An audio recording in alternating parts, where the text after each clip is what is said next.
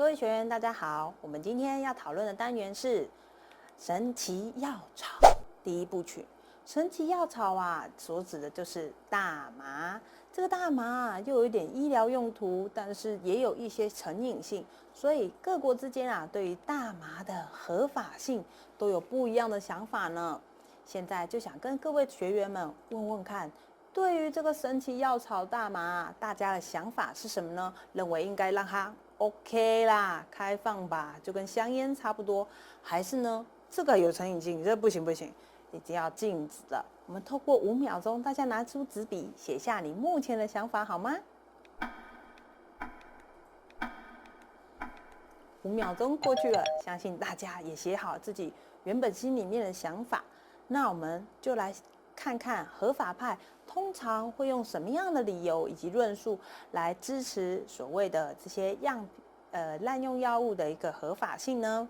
我们一起来听听合法化派的意见吧。他提到，既然合法了，药物的使用率当然会下降啊，反正随时拿得到，不用一直要。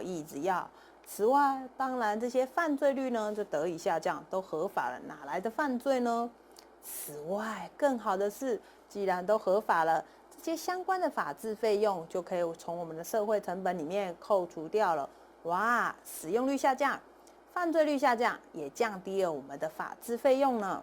此外，他也提到，人之所以为人，当然就是人有权利可以自我来选择这药物到底是要不要做使用。那当然要在合法的使用下来进行选择啦。此外，还有人想到一个更好的方法，把它合法吧，但是加上健康捐这样的一个概念，收取部分的一个税收呢，来营造更多的一个公益的一个行为的一个使用。哇，合法派提供出来的这些想法，不知道有没有撼动你原本的决定呢？接下来我们来听听反对派的意见吧。反对派的意见啊，不外乎有以下几点，我们一起来看一看。第一点，他们常常提到的是，像甲基安非他命以及古柯碱这种比较硬式的滥用药物种类呢，这些使用者常常会伴随着一些犯罪跟暴力的行为，所以他认为还是别开放吧，还是可能会有一些暴力行为产生的呢。此外，有一个合法很久的，叫做酒精。这个酒精跟成瘾性呢，早就被证明了。另外，酒精跟犯罪之间的相关性也强而有力的被证明。所以，怎么能开放大麻呢？这就是大家的反对派的想法。此外，他还觉得你全面开放啊，只会增加使用率跟滥用率，这样不行啦。此外，虽然你降低了所谓的法治成本，但是这些人都在用这些毒品的情况下，不就影响他的健康吗？而且可能会增加维护社会的社会成本。反对派说的也蛮有道理的，合法派说的也蛮有道理的。不知道是不是这些论述也影响了你的决定呢？我们再给大家5秒钟，再想一下，你的决定到底是什么？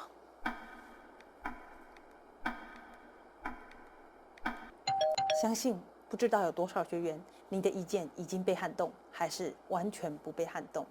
接下来，我们就把这个视野扩展在全球的一个情况下吧。所谓的神奇药草大麻合法化，有没有这样的一个国家在全球上的一个合法化代表性国家？我们就先从乌拉圭开始说起。乌拉圭这个国家，可能有一些学员还不知道它在哪里。我们来看一下我们的 Google 地图。原来它所在的位置是在南美洲，它旁边有2个蛮知名的，一个是巴西以及阿拉圭的一个邻近国家呢。所以大家知道乌拉圭在哪。那他下了什么决定，可以当做一个合法化的一个代表国家呢？他先面对自己，做好决定。我觉得他真的很勇敢，面对自己国家的一个现况呢。我们来看一下乌拉圭啊，它国内的大麻吸食人口的一个比例，在126个人当中，就有5个人是有吸食大麻的。我们可以看到，它的人口数330万，但吸食人口却高达12万8千人。接下来，他又做了一个分析，哇，他把所有国内呢，他乌拉圭国内的所有的非法药物的比例做一个排列组合，发现一件事，70%都是属于大麻的吸食者，所以大麻的吸食问题成了乌拉圭必须要面对的一个国家问题、社会问题。因此呢，乌拉圭参议院呢，在2013年的12月就下了一个决定，也利用一个选票的方式，12票赞成，13票反对，通过大麻的合法案，成为全球呢第一个合法种植、买卖以及吸食大麻的国家。它连前端的种植以及买卖都把它列进去它的一个法规当中，而且它还把它量化。我们一起来欣赏乌拉圭的一个大麻合法化的法规吧。可以看到，如果是自己种、自己用，它还计算了一下你合法的一个使用范围哦。合法种植，每年每人可以种植6棵的大麻树。那如果是组成了一个吸大麻的社团，大概是15到45人的情况下，这样的话，每年这个社团可以种植99棵大麻树。我不禁的佩服乌拉圭这个国家，把这些很精细的计算也把它规范进来了。另外，除了种植以外，合法的买卖里呢，它特别规范了，这只能针对乌拉圭居民，必须年满18岁。所以呢，他不希望乌拉圭成为观光客要来这里吸食的一个欢乐天堂，而是面对自己70% 的这样的一个大麻吸食者来做一个样品国内的一个问题的解决。此外呢，还要经过政府资料库的登记，有效的管理，有效的控制它。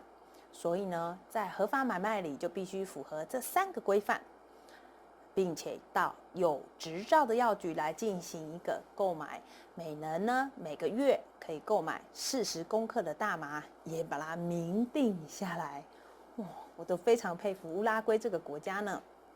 所以呢，乌拉圭这个位处于南美洲的国家，成为全球第一个合法种植、买卖、吸食大麻的一个国家。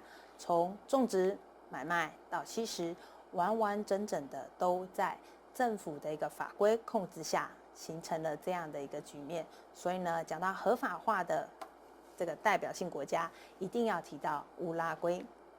此外呢，再把它往上移，刚刚是南美洲，我们来看看北美洲的情况。美洲的情况呢，来看看加拿大。加拿大其实对于医疗用的大麻呢是合法来进行一个允许的使用，但是呢，刚刚有提到，如果是娱乐用大麻，其实在加拿大是不被允许的，因此它是有分用途之别。那美国呢？美国这个国家，大家常常以它为一个代表性，但是呢，州跟州之间形成了无法一起说清楚的。美国这个国家呢，它医疗用的大麻呢，目前是有23州来开放做使用。那娱乐用的大麻呢，则是非常特别，目前有2个州开放使用，一个是科罗拉多州，在2014年，华盛顿州在2015年，但他们都有个但书，21岁以上才能合法购买，而且它适用外来者跟游客。所以你应该想得到，这2个州的用途是为什么愿意让大麻合法？他们想要增加观光税喽，这也是一种思考的方式。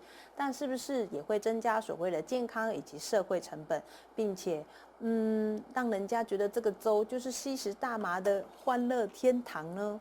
这我想也是这2个州必须要思索的一个重点之一。所以我们针对美洲代表性国家做一个总整理。南美洲代表性国家乌拉圭，它开放合法种植、买卖以及吸食大麻，而加拿大的部分呢，只开放医疗用大麻的一个使用。而美国呢，却因为各州却有不同的一个想法哈。那有人把它视为毒品，有人视为医疗用大麻可以合法性使用。那另外呢，也有进行全面合法的一个使用方式，科罗拉多州以及华盛顿州。哇，这世界真是大不同啊！这个单元我们就针对美洲的国家进行一些解释。等一会我们一起来看欧洲国家哦。